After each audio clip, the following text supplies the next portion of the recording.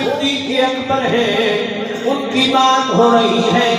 مقام خواب راحت چین سے آرام کرنے کو ملا، بنا پہلو محبوب خدا صدیق۔ ابو بکر صدیق جب وصال پاتے ہیں، وصیت فرماتے ہیں، اے علی المرتضیٰ میری میت کو سرکار کے دربار کے سامنے لے جانا، عرض کرنا اے محبوب خدا جو بچپن میں بھی آپ کا دوست تھا، آپ کا یار تھا، جوانی میں بھی آپ کا یار تھا، نبوت میں بھی آپ کا حبدار تھا، اور اعلان نبوت میں پہلا سپہ سالار تھا، آج وہ مزار میں بھی یار غار کے بعد یار مزار بننے کے لیے آ گیا ہے۔ حضرت صدیق اکبر کی جب چارپائی میرے نبی پاک کے گنبد خضرا کے سامنے آئی، حضرت علی المرتضیٰ نے دی دہائی، محبت والی سبحان اللہ بھی آئی۔ حضرت علی المرتضیٰ شیر خدا کرم اللہ وجہہ الاسنا جب آپ نے دی دہائی، پکارے یا رسول اللہ، آپ کا بچپن کا یار بھی، جوانی کا یار بھی، بڑھاپے کا یار بھی اب یار مزار بننے کے لیے حاضر خدمت ہے، رب کردگار سے کرم فرما دیجئے۔ صحابہ کہتے ہیں جب یہ سوال ہوا،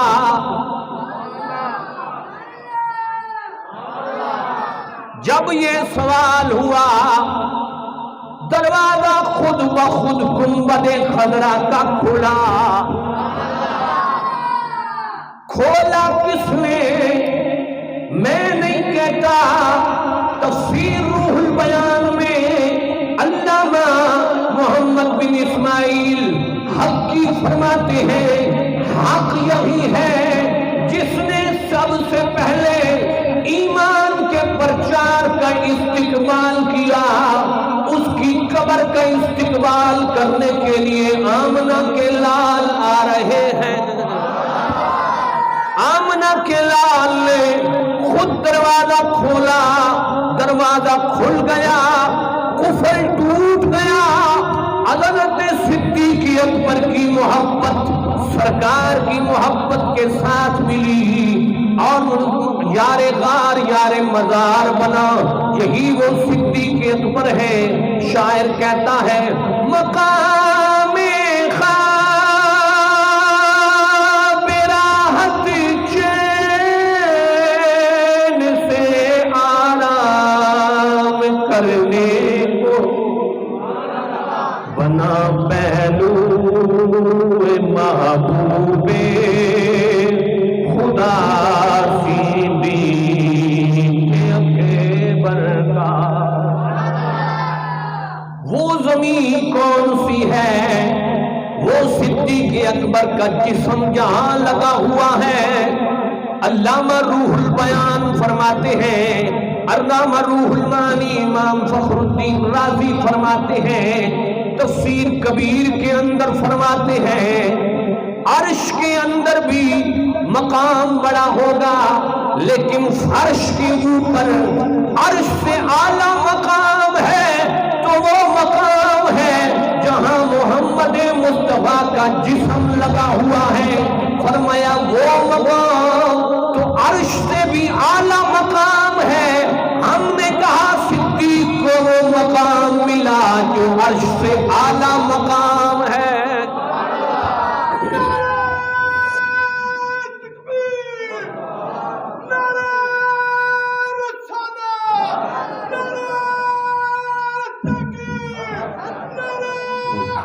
ٹکر پاڑے نعرہ نہیں بات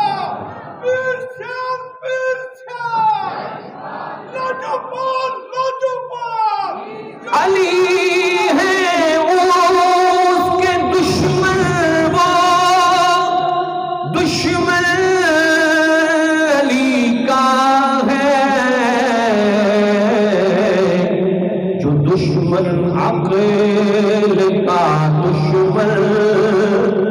ہوا صدیق اکبر کا۔ جو علی کا دشمن بنے گا وہ صدیق کا بنے گا، جو صدیق کا دشمن ہوگا وہ علی کا دشمن ہوگا۔ کیوں؟ اس لیے صدیق اکبر امام علی ہے۔ جب امام کو گالی دی جائے تو مقتدی کو گالی ہوتی ہے، علی کو یہ برداشت نہیں تو کوئی صدیق کو گالی دے۔ اگر کوئی صدیق کا دشمن ہوگا تو وہ علی کا دشمن ضرور ہوگا۔ کیوں؟ اس لیے کہ دوست کا دوست دوست ہوتا ہے، دوست کا دشمن دشمن ہوتا ہے۔ ابو بکر محبت سے علی ہے اس کے دشمن، اور وہ دشمن علی کا ہے۔ جو دشمن عقل کا دشمن ہوا صدیق اکبر کا۔ کون صدیق اکبر رفیق اطہر اجل اللہ الاظہر؟ جب دنیا سے گئے کوئی مال و دینار پاس نہیں تھا، سارا کچھ نبی کے دین پر لٹا دیا۔ اب غور فرمائیے، وہ صدیق اکبر ہیں جو سارا مال اپنا سرکار کے دربار میں لے آتے ہیں۔ حضرت عمر فاروق آدھا مال لائے، دل میں خیال کیا آج تو صدیق سے بڑھ جاؤں گا۔ جب صدیق کا مال آیا سرکار نے فرمایا صدیق کیا چھڑایا؟ فرما ہوئے یا رسول اللہ ابقیت لہم اللہ ورسولہ، گھر میں خدا کو چھوڑا ہے، خدا کے رسول کو چھوڑا ہے، سب کچھ آپ کے دربار میں ہی آ کے چھوڑا ہے۔ لٹایا راہ حق میں گھر کئی بار سے محبت سے، کہ لٹ لٹ کر حسن گھر بن گیا صدیق اکبر۔ یہ لٹ لٹ کر گھر کیسے بنا؟ جب دنیا میں سارا مال سرکار کے دربار میں دے دیا، دائمی گھر بنا تو جنت معلا رسول اللہ کے گھر کے اندر گھر بنا۔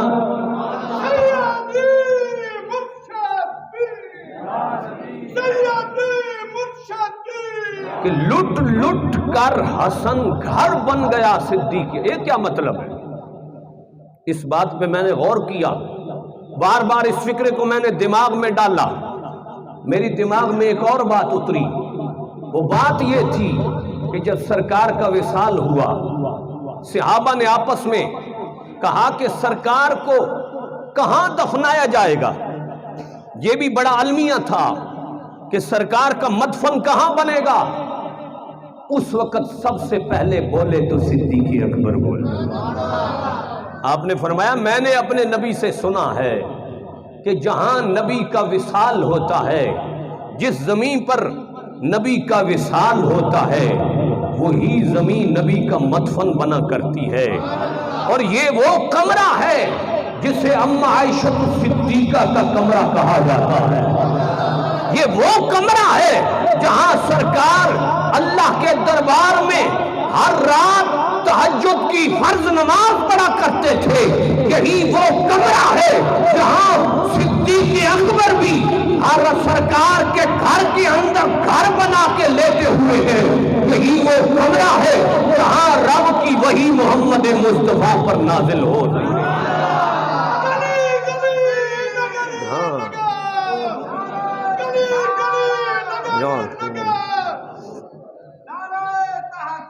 شکر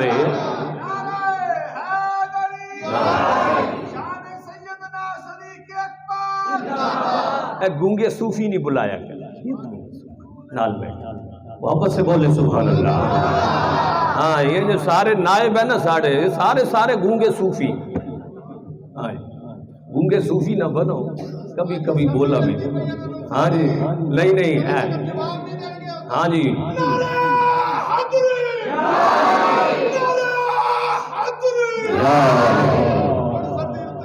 احباب ذی وقار غور فرمائیے، آج میں اتنا زور کیوں دے رہا ہوں؟ خدا کی قسم میں زور اس لیے دے رہا ہوں کہ صدیق اکبر کا آج وہ دن ہے، جتنی آپ کی تعریف کی جائے گی اتنے محمد مصطفیٰ خوش ہو جائیں گے۔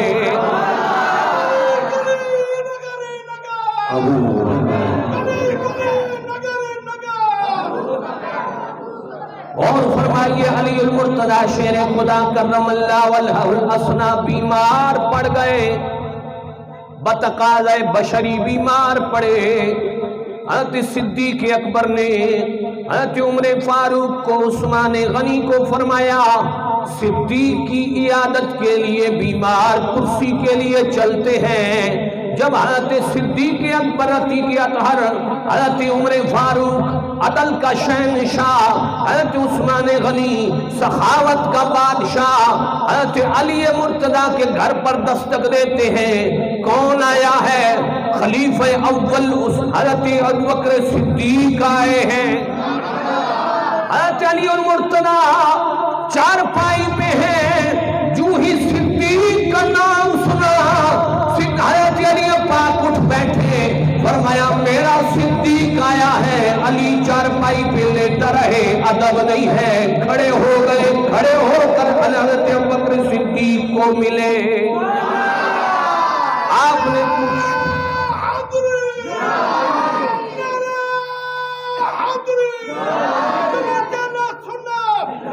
صدیق آئے تو علی کھڑا ہوتا ہے، صدیق آئے تو علی کھڑا ہوتا ہے۔ کیوں ہوتا ہے؟ مقتدی کو پتا ہے میرا مقتدا آ گیا، علی کو پتا ہے میرا امام آ گیا۔ آج جو لوگ کہتے ہیں خلیفہ بلا فصل علی، میں نے کہا دھر پرے اسورے، خلیفہ بلا فصل وہ ہے جو گھر میں آئے تو علی بھی کھڑے ہو جاتے ہیں۔ حضرت علی المرتضیٰ کھڑے ہوئے، پوچھا کیا حال ہے؟ فرمایا آپ کے آنے پہ حال تو بالکل ٹھیک ہو گیا ہے۔ اب غور فرمائی، حضرت علی المرتضیٰ نے فرمایا، آواز دی فاطمہ میرے بڑے خاص مہمان آئے ہیں۔ آہا کیا بات، میرے بڑے خاص مہمان آئے ہیں، کوئی کھانے کے لیے کوئی چیز ہے تو لے آؤ۔ حضرت فاطمہ نے کہا تشریف لائیے۔ آپ گئے، اگر ہمارے گھر کوئی مہمان آئے تو ہم کہتے ہیں ہر ایک کے لیے الگ الگ برتن ہو، الگ الگ پروٹوکول ہو، لیکن علی بتا رہے ہیں کہ ہم چاروں میں کوئی فرق نہیں ہے، آپ ایک ہی پیالے میں شہد لے آئے، کوئی دوسرا برتن نہیں لائے۔ بتایا امت کو کہ یاد رکھنا ان چارے یاروں کا کھانا بھی ایک ہی جگہ ہوتا ہے، الگ برتن میں بھی نہیں ہوتا۔ سبحان اللہ۔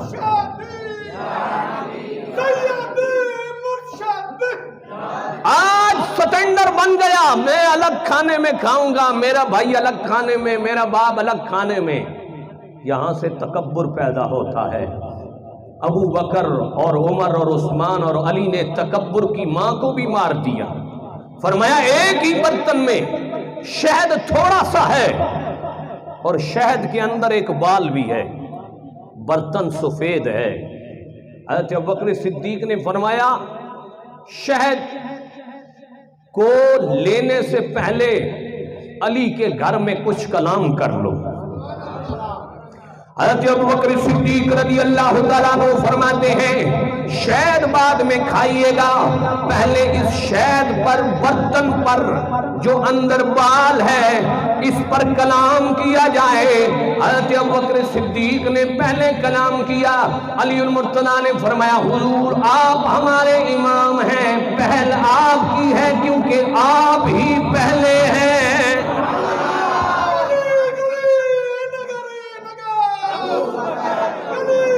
آپ ہی پہلے ہیں، آپ ہی پہلے ہیں. کوئی کہے پہلا کس کا نمبر؟ میں نے کہا پوچھو حضرت علی المرتضیٰ سے. بولنے کی باری آئے تو پہلا نمبر ابو بکر کا، امامت کی باری آئے تو پہلا نمبر ابو بکر کا، کھانے کی باری آئے تو پہلا نمبر ابو بکر کا، دینے کی باری آئے تو پہلا نمبر ابو بکر کا، مصلے پہ آنے کی باری آئے تو پہلا نمبر ابو بکر کا، خون نکلوانے کی باری آئے تو پہلا نمبر ابو بکر کا، نبی پاک کی پہراداری کی باری آئے تو پہلا نمبر ابو بکر کا، اگر سنت کی باری آئے تو پہلا نمبر ابو بکر کا، ایمان لانے کی باری آئے تو پہلا نمبر ابو بکر کا، مال دینے کی باری آئے تو پہلا نمبر ابو بکر کا، نیکی کی بھاری باری آئے تو پہلا نمبر ابو بکر کا، غار کے اندر پہراداری کی باری آئے تو پہلا نمبر ابو بکر کا، اگر مزار میں رکھنے کی باری آئے تو پہلا نمبر ابو بکر کا.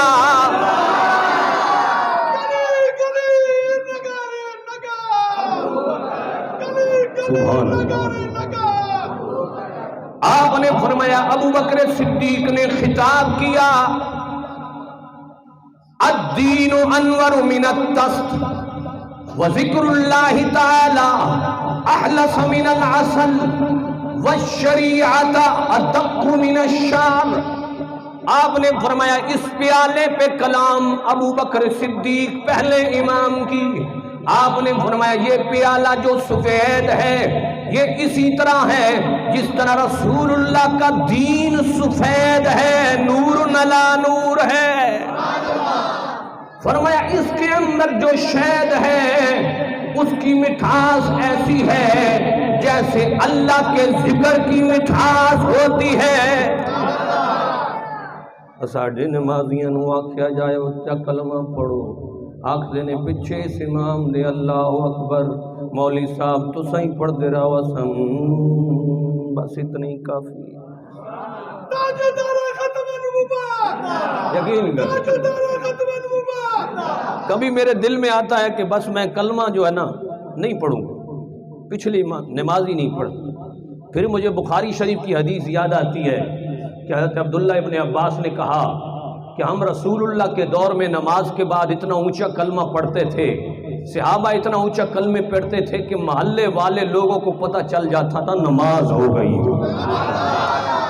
اور ہمارے نوادیوں کے دماغ میں ایک بات کسی بد مذہب نے ڈال دی، وہ یہ ڈالی کہ اونچا کلمہ نہیں پڑھنا. کیوں جی؟ کہ پچھلے نمازیاں دی نماز اچ خلل پوندا ہے. یہ گل بڑا توجہ نال سن. پچھلے نمازیاں دی نماز اچ خلل پوندا ہے، اونچا کلمہ نہیں پڑھنا. میں آکھیا قصور تہاڈا یا قصور پچھلیاں دا جڑا نماز تو رہ گئے؟ دسو قصور کس دا؟ قصور تو اس بندے دا نا جو نماز وچ لیٹ آیا. تے اللہ دا ذکر نال اگر نماز وچ خلل پوندا تو یہ منافق دی نشانی ہے، دی نماز وچ خلل پوندا. اللہ دا ذکر سن کے مومن دا دل ہور ٹھر جاندا. اس واسطے صدیق اکبر نے کہا اس پیالے میں جو شہد ہے اس کی تاثیر ایسی ہے جس طرح اللہ کے ذکر کی تاثیر ہوتی ہے. اور فرمایا اس پیالے کے شہد کے اندر جو بال ہے، فرمایا بال اسی طرح باریک ہے جس طرح رسول اللہ کی شریعت کا عمل باریک ہے. اور یہ کلام تھا ابو بکر کا. اس کے بعد حضرت علی المرتضیٰ نے فرمایا ہمارا صحابہ میں مرتبے کے اعتبار سے دوسرا مرتبہ عمر کا ہے، اب عمر بولے گا. یہ ترتیب علی المرتضیٰ بنا کے دے رہے ہیں. جو لوگ کہتے ہیں علی کا پہلا نمبر، میں نے کہا پوچھ علی سے، جب شہد پینے کی باری آتی ہے برتن ایک ہے، چارے یار سامنے ہیں، اور فرمایا بکر کا ہوگا، دوسرا کلام عمر کا ہوگا۔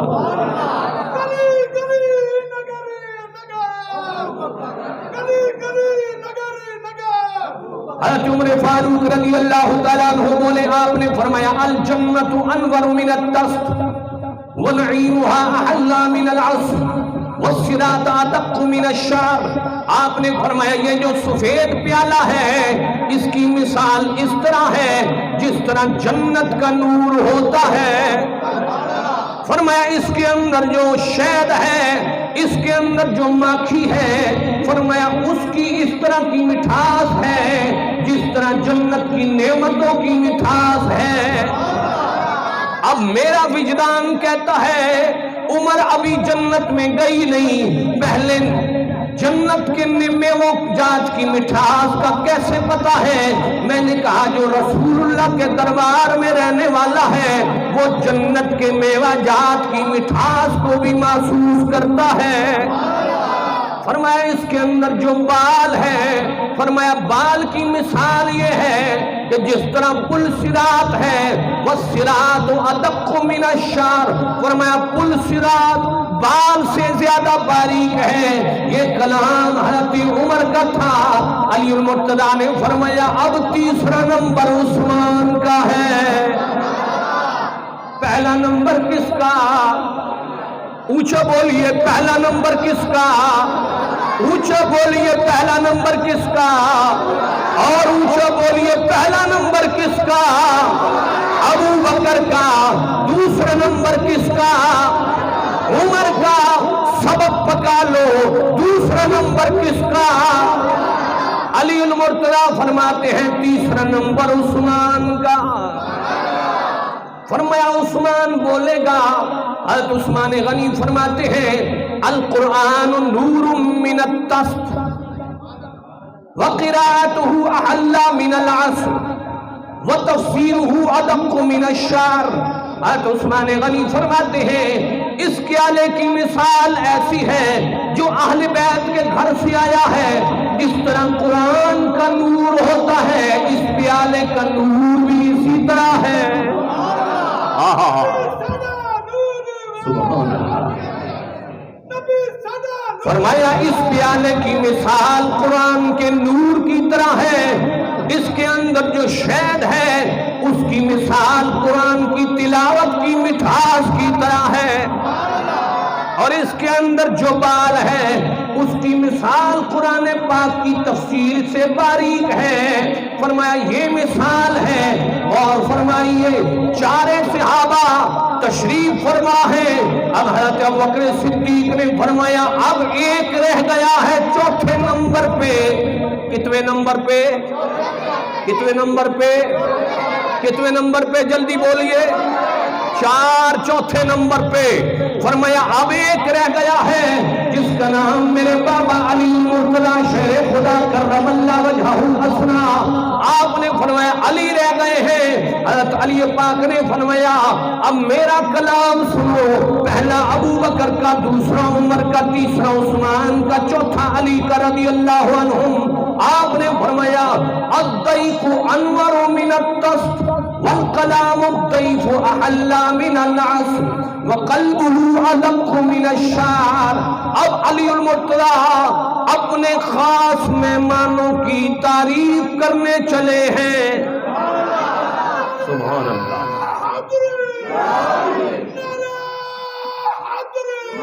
الضیف انور من الدست، فرمایا الضیف انور من الدست، فرمایا اس پیالے سے زیادہ خوبصورت میرے مہمان ہیں۔ ہائے ہائے سبحان اللہ۔ اس پیالے سے خوبصورت میرے مہمان ہیں۔ اس پیالے کے اندر جو شہد ہے، فرمایا اس سے زیادہ میٹھا کلام ابو بکر کا، عمر کا، عثمان کا ہے۔ ہائے ہائے کیا تفسیر ہے عثمان علی المرتضیٰ کی۔ فرمایا اس شہد سے بھی زیادہ میٹھا کلام ابو بکر کا ہے، عمر کا ہے، عثمان کا ہے۔ کوئی کہے صحابہ نے زبردستی خلافت لے لی، میں نے کہا یہ واقعہ پڑھ تجھے سمجھ آ جائے گی کہ چارے یار کا پیار کتنا انوکھا ہے۔ فرمایا اس شہد کے اندر جو مٹھاس ہے اس سے زیادہ مٹھاس میرے خلفائے ثلاثہ کی ہے۔ فرمایا وَقَلْبُهُ أَدَقُّ مِنَ الشَّعْرِ، فرمایا جو ان کا دل ہے، ان کا دل بال سے بھی زیادہ نازک ہے۔ کیسا پیارا کلام! یہ ہے ابو بکر، عمر، عثمان، علی رضی اللہ عنہم کا پیار، اس کو کہتے ہیں صحابہ کا پیار۔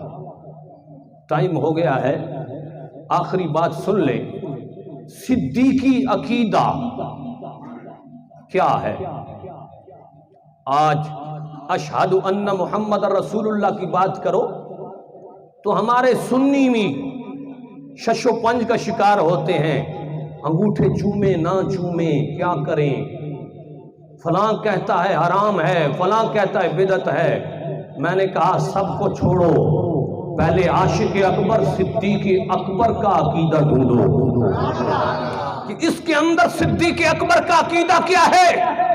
ہم سنی الحمدللہ صدیقی عقیدہ پر ہیں اور انشاءاللہ رہیں گے، مرتے دم تک آنے والی نسلوں میں بھی یہ پیغام ڈیوائیڈ کریں گے کہ ہم صدیقی عقیدہ والے ہیں۔ بلال نے ادھر اذان دی، ادھر ابو بکر صدیق رضی اللہ تعالیٰ عنہ نے جب بھی بلال نے نام محمد کو الاپا، اشہد ان محمد رسول اللہ،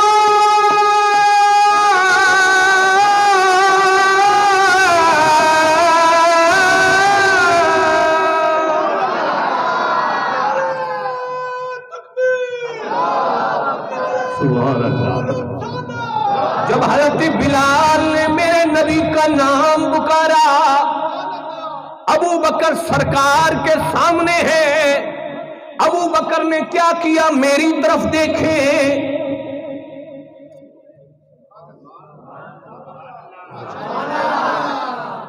حضرت ابو بکر نے یہ کیا، سرکار نے فرمایا من فعل مثل ما فعل خلیلی حلت رہو شفاعتی تفسیر روح البیان۔ اس کی حدیث ہے، در مختار کے اندر بھی یہ حوالہ موجود ہے، فتاوی شامی کے اندر۔ حضرت ابوبکر صدیق نے انگوٹھے چوم کر آنکھوں پہ لگائے، میرے نبی پاک نے فرمایا جو اے صحابہ جو عمل میرے ابو بکر نے کیا ہے، جو بھی ایسا عمل کرے گا قیامت والے دن میری شفاعت پائے گا۔ ابو بکر کے عمل کا اثر قیامت تک جائے گا۔ صدیقی عقیدہ کیا ہے کہ نام محمد آئے، انگوٹھے چوم پر آنکھوں پر لگاؤ۔ علماء فرماتے ہیں جو انگوٹھے چوم پر آنکھوں پر لگاتا ہے، میرے نبی پاک کا فرمان ہے بڑھاپے تک بھی چلا جائے کبھی اندھا نہیں ہوگا۔ صدیقی عقیدہ میں یہ وہ مضبوط سٹرونگ عقیدہ ہے جو صدیقی عقیدہ اپناتا ہے، خدا کی قسم اندھا نہیں ہوتا۔ جو صدیقی عقیدے سے ہٹ جاتا ہے وہ اندھا ہو جاتا ہے۔ اب تیسری بات، میرے نبی پاک صلی اللہ علیہ وسلم فرماتے ہیں جو میرا نام چوم کر آنکھوں پہ لگائے گا، فرمایا قیامت والے دن وہ میرے پیچھے پیچھے جنت میں آئے گا۔ اب یہ صدیقی عقیدہ ہے، اس عقیدے کو نہیں بھولنا۔ کوئی کہے بدعت ہے، شرک ہے، ہم کہیں گے تیرے لیے ہوگا۔ ہم نبی کی محبت میں صدیقی عقیدہ میں انگوٹھے چوم کر آنکھوں پہ لگائیں گے۔ تمہارا نام مصیبت میں جب لیا ہوگا، تمہارا نام مصیبت میں جب لیا ہوگا، ہمارا بگڑا ہوا بن گیا ہوگا۔ کافی چیزیں دماغ میں ہیں. اللہ رب العزت صدیق اکبر کا پیار نصیب فرمائے. اور انشاءاللہ ایک اور اعلان انشاءاللہ بعد میں کریں. اللہ تعالی ہم سب کا یہ صدیقی تذکرہ